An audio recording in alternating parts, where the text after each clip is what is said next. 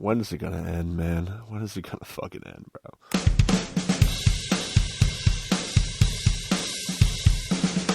So, as we all know, Edwin Diaz has just signed a 3-year, $69 million deal with the Los Angeles Dodgers. That's a whole other story. The team that he signed to, salary cap, salary floor. Should we do it? Should we not? I think it's a no-brainer. But we're not here to talk about that. We're here to talk about Edwin Diaz. I think Evan Roberts on The Fan cleared it up in the best way.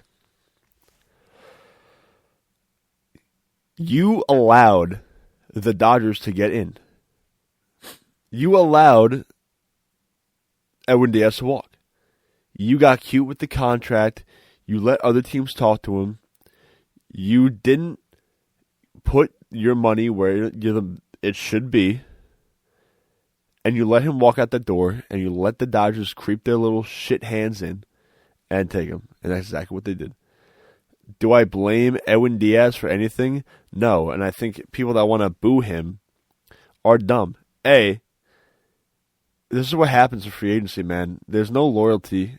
This is a business. We're fans, and we have our perspectives of a franchise and history, and it means more to us. But to these guys this is their job, they don't care. Like, let's be honest. The Yankees have a much better history than the Mets. We all know that. And if history was so important to these players, Juan Soto would be a Yankee, man. Like that's it. It's money. It's money. And Edwin Diaz, A, wants the money, and B, he wants to win. It's a no-brainer for him. The back-to-back World Series champions need a closer, and you're going to give me exactly what I want? Hell yeah. Hell yeah. You know, good for Edwin Diaz, because this is the Mets' fault. Whether you say he didn't have a chance to, he didn't give the Mets a chance to offer again, that's not the point. You're missing the point, is that it should have never got to this point. It should have never got to this point. You should have put your balls on the fucking table, said, what do you want? Not give in completely, but negotiate it down to a point where you have every confidence available that you got that guy signed. And the Mets failed to do that. David Stearns failed to do that. So, while it does suck losing Edwin, there is one way that I can there's only one thing that I can see right now that will salvage this. Is if you signed either Pete Fairbanks or Robert Suarez, you sign one of those two guys, and then I'll be okay with Devin Williams being the closer, or you can flip-flop those guys being closer and setup men. Do I realistically think that's going to happen? Probably fucking not. Stearns is probably going to get some bargain bin pitcher or sign Tyler Rogers to be our setup man again. And two, where's I going with this? Oh my god, I forgot.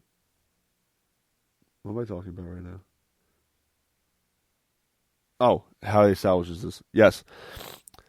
You have to re-sign Pete at this point, because there is no universe where the New York Mets are a better team without Pete Alonso.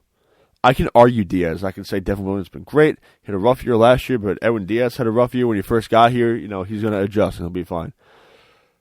And then I can say that if he gets Robert Suarez or Pete Fairbanks, it makes a pretty good bullpen. You know what? And yeah, right. But there's no replacement for Pete at first base. There's none. Who? Who are you going to go get? Who are you going to change around your roster to be a first baseman? Nobody.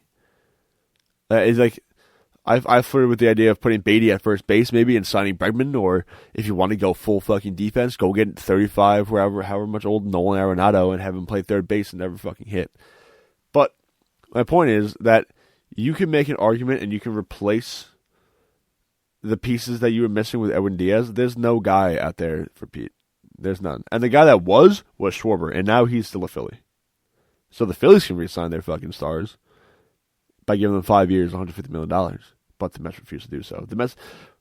David Stearns refuses to go past 3 years. Like, what the fuck, dude? Why are you refusing to go past 3 years? It boggles my fucking mind. I don't understand. It's so hard for me to, like, wrap my head around that fact. Like, Dylan Cease got 7 years. I'm not saying we should give him 7 years. Kyle Schwarber got 5 years. Dude, like, you see how the market is playing out right now. You have to know that these guys, like, Pete is going to want more than 3 fucking years. That's nothing to him. He's worth so much more, and he is. He's worth so much more. And he knows that. And, like, this is his year. This is his time. He is one of the top free agents on this market. Not just because he's a Met. I'm not saying that because he's a Met. He is. He's the top first baseman on the market and one of the best power hitters on the market. And the best power hitter just got taken off the market, so he's the only one that's left. This is Pete's year. This is where Pete's going to get his fucking money. And I hope that he does. At this point, I really hope that he does go get his fucking money because he deserves it. And if the Mets aren't going to be the team that gives him that deserving money, if the Mets aren't going to be the team that has Pete Alonso playing first base on opening day because they were too fucking cheap to pay their franchise guy what he deserves, that's unacceptable. That's completely unacceptable. There's no justifying that. And there's no better option. You can't tell me that there's a better option. I like the idea of Cody Bellinger because he can play first base. He's not a good option to replace Pete Alonso. I would love Cody Bellinger in left field and Pete Alonso playing first base, or maybe switching off DHing, having both of them on the roster. But if David Stearns replaces Pete Alonso with Cody Bellinger, no, dude. Just no. So, I can go on for hours, but I'm about to go to bed, and I really want to get this episode out. So, I didn't listen to the press conference. There was a press conference at 6:30. That's when I went to work. So, I wanted to kind of play it live and get my live reaction to whatever the fuck he's saying. So, without further ado, that's what I'm going to do. That's whatever. Okay. I'm going to play the fucking video now. Let's see. David. We have a man on the far end that I know you guys want to hear from first, and that is Mets President of Baseball Operations, David Stearns. David, thanks so much for joining us on a very busy day. I think I know the answer to this, but are you able to talk at all about the Edwin Diaz reported deal? Okay, so I've certainly seen the reporting, but because it's not official, I can't comment on it at this point. Certainly understand there's going to be a lot of questions, but at this point, I got to stay pretty mum on it. All right. I know you're listening through headphones right now. But if you can see this smug motherfucker's face right now, if you could see his fucking grin, bro. It's not official, so I can't really comment on it. Go fuck yourself, bro. He's a smug motherfucker. I went to Harvard and you didn't. Like, fuck you, dude. Fuck you. Moving on. Well, I figured that would be the answer, so I had something else for you in my back pocket. You are somebody who, it's well known, grew up a diehard Mets fan, and so you understand the emotional element of what Mets fans are going through right now. Very difficult season last year. We can talk about the fact that Brandon Nimmo, a fan favorite, is no longer here. Maybe Edwin Diaz. I know you can't comment on that. Pete Alonso still hanging out there.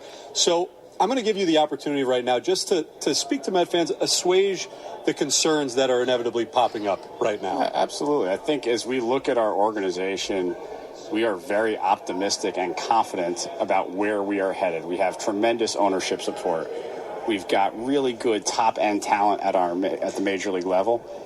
And we've got one of the best farm systems in all of baseball. And when you add all of that up, we are headed in an outstanding direction. I certainly understand that our fan base is frustrated with how our season ended last year. We're frustrated with how our season ended last year. We didn't meet our expectations, and we've got to do better than that. I also understand that our fans naturally have an attachment, as we do as well, an attachment to players who have been here and who have performed here for a long time. And we do take that into account, and it is part of the decisions that we have to make. We also have to be very cognizant about making the decisions that are going to allow us to compete now and also fit in with the future years where we want to consistently be World Series caliber team and World Series caliber organization.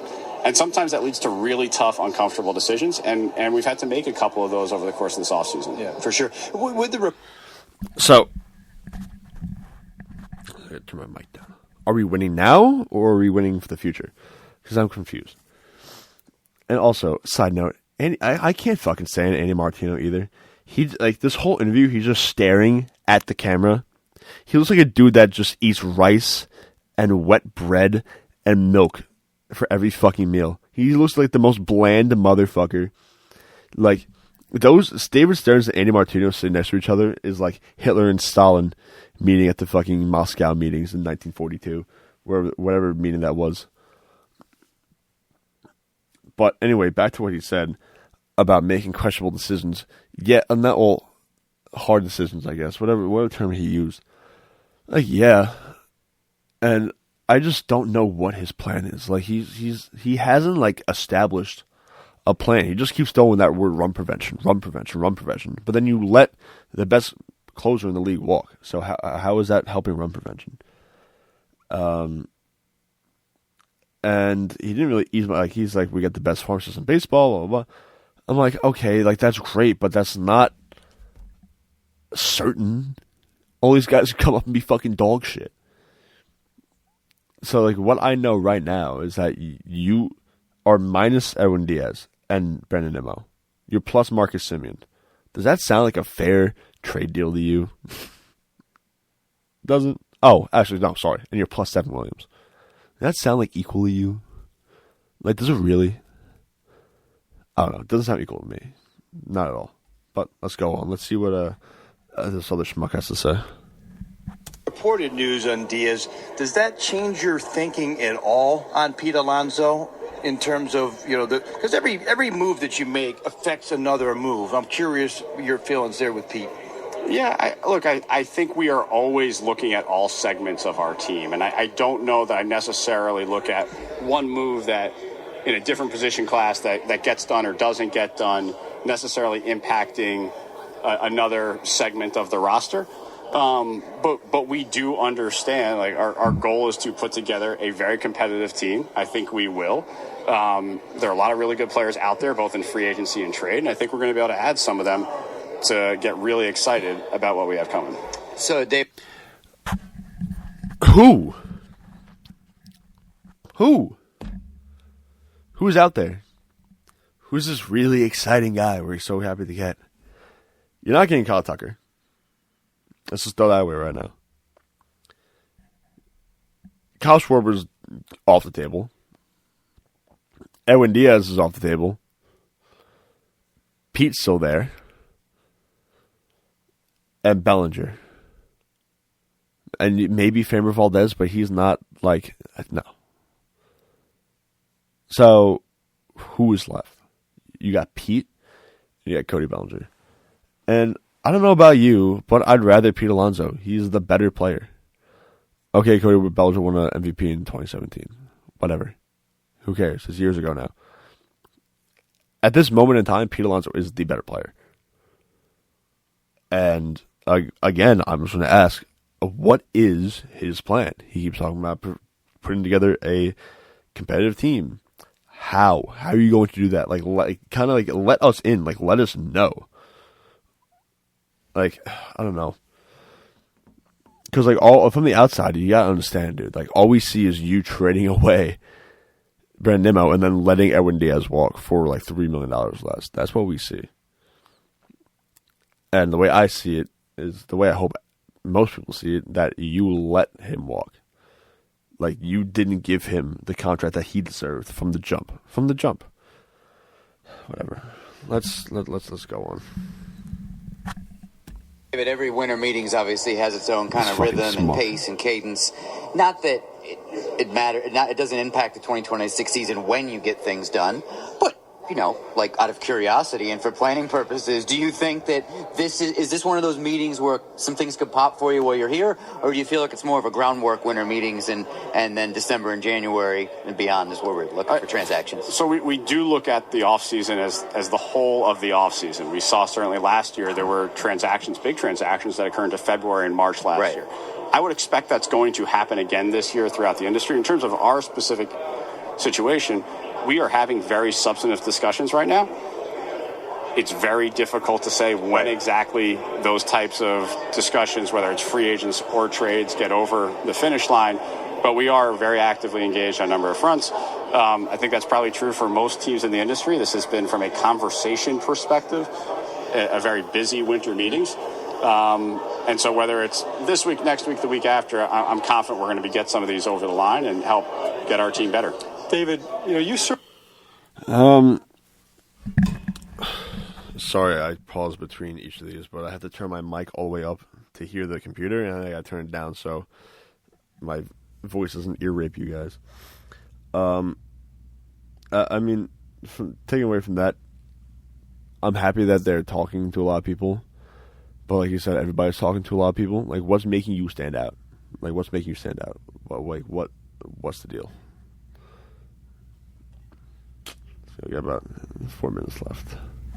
certainly have a lot of experience in building teams that maybe don't win the offseason, but win when it matters in season. And even in your time with the Mets, I mean, 2 years ago, it wasn't the big splashy moves that paid off. And then last year, you absolutely win the offseason signing Juan Soto when things don't go the way that you hoped or expected. What type of do you need to approach each and every? What type of do you need to approach each and every offseason with in your position, especially when there is so much noise? And I would assume it can be easy sometimes to say, you know what, let's just get a good headline here and quiet that a little bit. Yeah, I think it's important that we're focused on. It's important that we're focused on. Shut up. The quality of the acquisition, how it fits with our team, and really winning games, not necessarily winning headlines or making the biggest splash. And oftentimes the biggest splash doesn't always correlate with the most wins. So, look, we all like signing the big name, right? And there are times for our organization where we are going to do it where it makes a lot of sense. We've certainly seen that. Our ownership is very committed to that. There are also a lot of the under-the-radar moves that don't generate the headlines that can help us win games as well. And we need to be good in both of those areas, and I think we've demonstrated at points that we can be. I mean, part of those Now, I do understand that just signing the big names doesn't get it done. Right? There's many other moves you have to make when you're operating at the average capacity. Look at the LA Dodgers. Why are they so good? Why has everybody been bitching about them for the last 2 years? Because they have the best players. They have the best players. That's why the Dodgers are so good. Look at every fucking sport. Why is Kansas City so good? They have the best quarterback, and they have one of the best tight ends, and they have a great defense. They have the best players. Why is Alabama and Georgia and all these teams in college, Ohio State, so good every year? They get the best players. Coaching can only do so much. You put your guys in the best position, and if you expect both coaches and both staffs and both teams to be put in the best position to win, then it comes down to who's better. And the better team is going to win 90% of the time. So this is not me saying just go out and fucking sign Diaz, Alonso, Tucker, Schwarber, and Bellinger. Get all fucking five of those guys.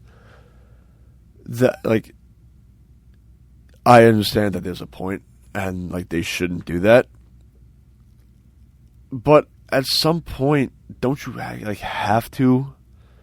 And don't you just think that the best strategy right now is spending money on big names? Because that's what the Dodgers are doing, and that's why we were talking about salary cap and all this. They're showing you the winning strategy in front of your fucking face, and you're not doing the same thing when you have every capability to. You have the assets to do it. This is not Moneyball. This is what we say when we call David Stearns a small market GM. The strategy for winning is sitting under your fucking nose, and you refuse to see it and stick to this Moneyball bullshit. Moneyball is made for smaller teams to compete, not for big teams to cut down on fucking payroll. Who doesn't do that? The Dodgers. You know who wins? The Dodgers. And until the Mets operate like the Dodgers, they will not win. Because you know who'll win? Say it with me now, the Dodgers. Right? One of the best first basemen in the league. One of the best shortstops in the league. One of the best catchers in the league. Hell, one of the best hitting third basemen in the league. The best DH, and probably, by the time he retires, will probably be the greatest baseball player to ever live. An all-star center fielder. And a secure veteran in left field. I'm talking about Kike Hernandez. I don't even know who else is out there. But, and then look at the pitching. Cy Young, Blake Snell. Cy Young, Tyler Glasnow. Yoshinobu Yamamoto is a beast.